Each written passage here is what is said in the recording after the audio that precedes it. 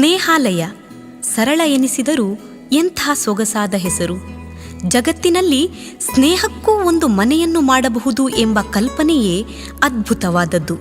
ಹೌದು ಸ್ನೇಹಿತರೆ, ನಾವೀಗ ಹೇಳ ಹೊರಟಿರುವುದು ಮಂಜೇಶ್ವರದ ಪಾವೂರಿನಲ್ಲಿರುವ ಸ್ನೇಹಾಲಯ ಕೇಂದ್ರದ ಬಗ್ಗೆ. ಜೀವನದಲ್ಲಿ ಇಂತಹದ್ದನ್ನು ಸಾಧಿಸಬೇಕೆಂದು ಕನಸು ಕಂಡು ಸಾಧಿಸಿದವರು ತುಂಬಾ ಮಂದಿ ಸಿಗುತ್ತಾರೆ. ಅದೃಷ್ಟದಿಂದ ಯಶಸ್ಸು ಸಾಧಿಸಿದವರೂ ಬೇಕಾದಷ್ಟು ಮಂದಿ ಇದ್ದಾರೆ. ಆದರೆ ಒಬ್ಬ ವ್ಯಕ್ತಿ ಅಂತಹ ಯಾವ ಕನಸನ್ನೂ ಕಾಣದೆ, ಯಾವ ಅದೃಷ್ಟವನ್ನೂ ನಂಬದೆ, ದೇವರಿಂದ ಬಂದ ಒಂದು ಸಂದೇಶಕ್ಕೆ ಬದ್ಧನಾಗಿ ನಿರ್ಗತಿಕಳಾಗಿ ಬಿದ್ದಿದ್ದ ಒಬ್ಬ ಅಶಕ್ತಿಗೆ ಸಹಾಯ ಮಾಡಿ ಅದರಲ್ಲೇ ಆತ್ಮತೃಪ್ತಿಯನ್ನು ಪಡೆದು ಆ ಕಾರ್ಯವನ್ನೇ ಮುಂದುವರಿಸಿ ಇಂದು ಸ್ನೇಹಾಲಯ ಎಂಬ ಬೃಹತ್ ಸಂಸ್ಥೆಯನ್ನು ಕಟ್ಟಿ ನಿಲ್ಲಿಸಿದ್ದಾರೆ. ಇಂತಹ ಒಂದು ಅಮೋಘ ಸಂಸ್ಥೆಯನ್ನು ಹುಟ್ಟುಹಾಕಿದವರೇ ಸಹೋದರ ಜೋಸೆಫ್ ಕ್ರಾಸ್ತಾ. ಇವರು ಕಳೆದ 15 ವರ್ಷಗಳಿಂದ ಸಮಾಜದಲ್ಲಿ ಎಲ್ಲರಿಂದ ತಿರಸ್ಕರಿಸಲ್ಪಟ್ಟ ನಿರ್ಗತಿಕರು, ರೋಗಿಗಳು, ಅಶಕ್ತರು, ವೃದ್ಧರು, ಮಾನಸಿಕ ಅಸ್ವಸ್ಥರು, ತನ್ನ ಬಗ್ಗೆ ಏನೂ ಗೊತ್ತಿಲ್ಲದ ಅಮಾಯಕರ ಆರೈಕೆ ಮಾಡುತ್ತಾ ಜೀವನ ಸಾಕ್ಷಾತ್ಕಾರವನ್ನು ಕಾಣುತ್ತಿದ್ದಾರೆ. ನೀನು ಮಾಡಬೇಕಾಗಿರುವುದು ಬಹಳಷ್ಟಿದೆ. ನಿನ್ನಿಂದ ಈ ಸಮಾಜಕ್ಕೆ ತುಂಬಾ ಕೆಲಸಗಳು ಆಗಬೇಕಿದೆ. ಮೊದಲು ನೀನು ಮಾಡುತ್ತಿರುವ ಡ್ರೈವರ್ ವೃತ್ತಿಯನ್ನು ಬಿಟ್ಟು ಹೊರಗೆ ಬಾ. ಮುಂದಿನ ದಾರಿಯನ್ನು ಆ ಯೇಸು ಕ್ರಿಸ್ತನೇ ತೋರಿಸುತ್ತಾನೆ ಎಂಬ ಧರ್ಮಗುರುಗಳೊಬ್ಬರ ಸಂದೇಶದಂತೆ ಡ್ರೈವರ್ ಕೆಲಸವನ್ನು ಬಿಟ್ಟು ಹೊರಗೆ ಬಂದ ಜೋಸೆಫ್ ಕ್ರಾಸ್ತಾ ಜೀವನ ನಿರ್ವಹಣೆಗೆ ಒಂದು ಆಟೋ ರಿಕ್ಷಾ ಖರೀದಿಸಿ ದುಡಿಯಲು ಪ್ರಾರಂಭಿಸುತ್ತಾರೆ.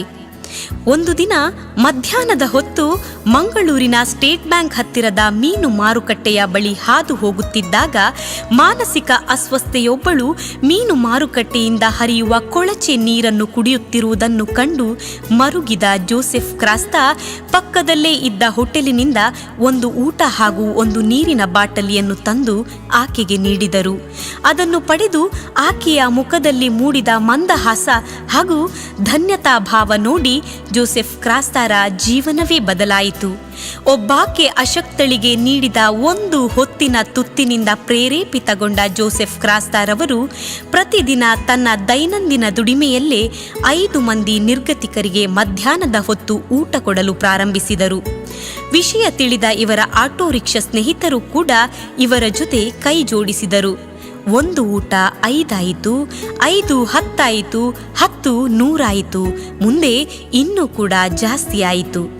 ಇದೆಲ್ಲದರ ಮಧ್ಯೆ ಇನ್ನೂ ಏನನ್ನಾದರೂ ಮಾಡಬೇಕೆಂದು ಜೋಸೆಫ್ ಕ್ರಾಸ್ತಾ ಅವರ ಮನಸ್ಸು ಯೋಚನೆ ಮಾಡುತ್ತಿತ್ತು. ಆದರೆ ಏನೇ ಮಾಡಬೇಕಾದರೂ ಬಂಡವಾಳ ಬೇಕಲ್ವಾ? ಅದು ಅವರ ಚಿಂತೆಗೆ ಕಾರಣವಾಗಿತ್ತು. ಅಷ್ಟೊತ್ತಿಗೆ ಇವರ ಪೂರ್ವಿಕರ ಆಸ್ತಿಯ ಪಾಲಿನಲ್ಲಿ ಸ್ವಲ್ಪ ಹಣ ಇವರ ಕೈಗೆ ಬಂತು. ಆ ದುಡ್ಡಿನಲ್ಲಿ ತಲಪಾಡಿ ಬಳಿಯ ತುಮಿನಾಡಿನಲ್ಲಿ 21 ಸೆನ್ಸ್ ಜಾಗದ ಸಹಿತ 3 ಕೋಣೆಗಳಿರುವ ಒಂದು ಮನೆಯನ್ನು ಖರೀದಿಸಿದರು. ಇದುವೇ ಸ್ನೇಹಾಲಯದ ಜನ್ಮಸ್ಥಳ. ಆರಂಭವಾದದ್ದು 2009 ಆಗಸ್ಟ್ 26. ಅಂದು ಸಂತ ಮದರ್ ತೆರೇಸಾ ಅವರ ಜನ್ಮದಿನವೂ ಹೌದು. ಮುಂದೆ ಇವರ ಕಣ್ಣಿಗೆ ಕಂಡದ್ದು ಬೀದಿಯಲ್ಲಿ ಅಸ್ವಸ್ಥತೆಯಿಂದ ಬಳಲುವವರು, ರೋಗಿಷ್ಠರಾಗಿ ನರಳುತ್ತಿದ್ದವರು, ಮಾನಸಿಕ ಸ್ಥಿಮಿತವನ್ನೇ ಕಳೆದುಕೊಂಡು ದಿಕ್ಕು ದೆಸೆ ಇಲ್ಲದೆ ಅಲೆಯುವವರು, ಇಳಿ ವಯಸ್ಸಿನಲ್ಲಿ ಆರೈಕೆ ಇಲ್ಲದೆ ಸೊರಗಿದ ವೃದ್ಧರು, ಬುದ್ಧಿಮಾಂದ್ಯರು, ಅಂಗವಿಕಲರು, ಅನಾಥರು, ತನ್ನ ಮನೆಯ ವಿಳಾಸವನ್ನೇ ಮರೆತು ಕಂಗಾಲಾದವರು. ಇಂಥ ವ್ಯಕ್ತಿಗಳನ್ನೆಲ್ಲ ಹುಡುಕಿ ತಂದು ಆರೈಕೆ ಮಾಡಿದರು. ಅವರನ್ನು ಪುಟ್ಟ ಮಕ್ಕಳಂತೆ ಪೋಷಿಸಿದರು, ಸ್ನಾನ ಮಾಡಿಸಿದರು, ತಲೆ ಬಾಚಿದರು, ವಿಕಾರವಾಗಿದ್ದ ಕೈಕಾಲಿನ ಬೆರಳುಗಳನ್ನು ಸುಂದರಗೊಳಿಸಿದರು, ಗಾಯಗಳಿಗೆ ಔಷಧಿ ಹಚ್ಚಿದರು. ಒಂದೇ ಮಾತಿನಲ್ಲಿ ಹೇಳಬೇಕೆಂದರೆ ಅವರೆಲ್ಲರಿಗೂ ಮಾತೃವಾತ್ಸಲ್ಯ ನೀಡಿದರು. ಸಣ್ಣ ಮನೆ ಸಾಲದಾದಾಗ ಮಂಜೇಶ್ವರದ ಪಾವೂರಿನಲ್ಲಿ ದಾನಿಗಳ ಸಹಾಯದಿಂದ ಸ್ನೇಹಾಲಯ ಚಾರಿಟೇಬಲ್ ಟ್ರಸ್ಟ್ ಹೆಸರಿನಲ್ಲಿ ಸ್ವಂತ ಜಾಗವೊಂದನ್ನು ಖರೀದಿಸಿ ಹಂತ ಹಂತವಾಗಿ ಬೆಳೆಸಿದರು. ಮಾನಸಿಕ ಸ್ಥಿಮಿತತೆಯನ್ನು ಕಳೆದುಕೊಂಡು ಅಲೆದಾಡುತ್ತಿದ್ದ ಎಷ್ಟೋ ಜನರಿಗೆ ಸೂಕ್ತ ಚಿಕಿತ್ಸೆಯನ್ನು ನೀಡಿ ಅವರನ್ನು ತನ್ನ ಕುಟುಂಬದವರೊಂದಿಗೆ ಮರುವಿಲೀನಗೊಳಿಸಿದರು. ಈವರೆಗೆ ಸ್ನೇಹಾಲಯ ಸ್ನೇಹಾಲಯ ಕೇಂದ್ರದಲ್ಲಿ ಚಿಕಿತ್ಸೆ ಪಡೆದು ಸುಮಾರು 1260ರಷ್ಟು ಮಂದಿ ತಮ್ಮ ಕುಟುಂಬದವರೊಂದಿಗೆ ಸೇರಿದ್ದಾರೆ. ಸ್ನೇಹಾಲಯ ಕೇಂದ್ರದಲ್ಲಿ ಮಹಿಳೆಯರಿಗೆ ಹಾಗೂ ಪುರುಷರಿಗೆ ಪ್ರತ್ಯೇಕ ಕಟ್ಟಡಗಳಿದ್ದು ಪ್ರಸ್ತುತ 267 ಪುರುಷರು ಮತ್ತು 87 ಮಹಿಳೆಯರು ಇವರ ಆರೈಕೆಯಲ್ಲಿದ್ದಾರೆ. ಇವರೆಲ್ಲರೂ ಭಾರತದ ಬೇರೆ ಬೇರೆ ರಾಜ್ಯಗಳಿಂದ ಬಂದವರು. ಸ್ನೇಹಾಲಯದಲ್ಲಿ ಯಾವುದೇ ಭೇದವಿಲ್ಲದೆ ಸಂತೋಷಮಯ ಜೀವನವನ್ನು ನಡೆಸುತ್ತಿದ್ದಾರೆ. ಸುಮಾರು 70 ಮಂದಿ ಸಿಬ್ಬಂದಿಗಳು ಇವರ ಈ ಸತ್ಕಾರ್ಯಕ್ಕೆ ಜೊತೆಗೂಡಿ ಕಾರ್ಯನಿರ್ವಹಿಸುತ್ತಿದ್ದಾರೆ.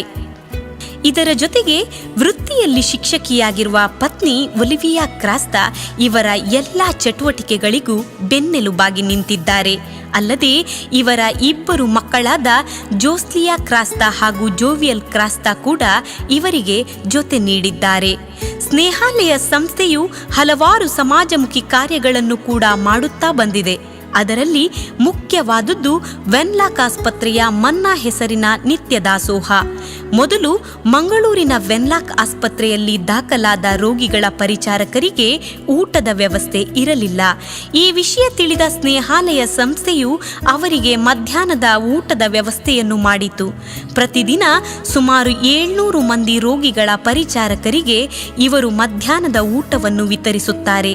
ಈ ಕಾರ್ಯವು 9 ವರ್ಷಗಳಿಂದ ನಿರಂತರವಾಗಿ ನಡೆಯುತ್ತಾ ಬರುತ್ತಿದೆ.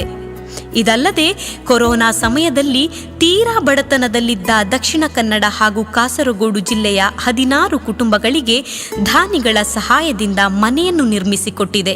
ತೀರಾ ಕಷ್ಟದಲ್ಲಿರುವ ಬಡ ರೋಗಿಗಳ ಚಿಕಿತ್ಸೆ ಹಾಗೂ ಅವಶ್ಯಕತೆ ಇರುವ ಹಲವರಿಗೆ ಶಿಕ್ಷಣ ಒದಗಿಸುವಲ್ಲಿಯೂ ಸ್ನೇಹಾಲಯ ಸ್ನೇಹಹಸ್ತ ನೀಡಿದೆ.